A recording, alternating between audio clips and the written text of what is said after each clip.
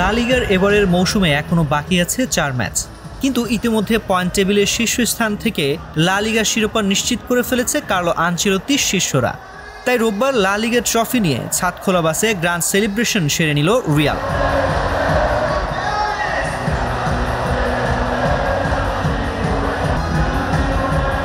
Training ground ভালো দেবে বাসে তাদের হাতে ট্রফি তুলে দেওয়া হয়। সেই ট্রফি নিয়ে মাদ্রিদের সিটি হলে ফটো সেশনের পর ছাদখোলা বাসে নেচে গিয়ে সিবেলেস স্কয়ারে যায় পুরো দল। সিবেলেস স্কয়ারের চারপাশে হাজারো সমর্থক শিরোপা উৎসবে মাতোয়ারা হয়।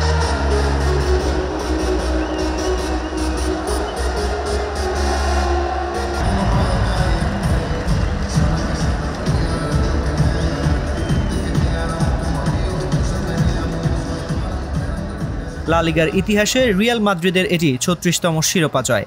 শিরোপা নিয়ে উদযাপনের এই সময় রিয়ালের অভিজ্ঞ মিডফিল্ডার টনি ক্রুজ বলেছেন, ৩ সপ্তাহ পর আরেকবার এখানে উদযাপন করব। আগামী ১ জুন চ্যাম্পিয়ন্স লিগের ফাইনালে রিয়ালসের প্রতিপক্ষ বরুশিয়া ডর্টমুন্ড।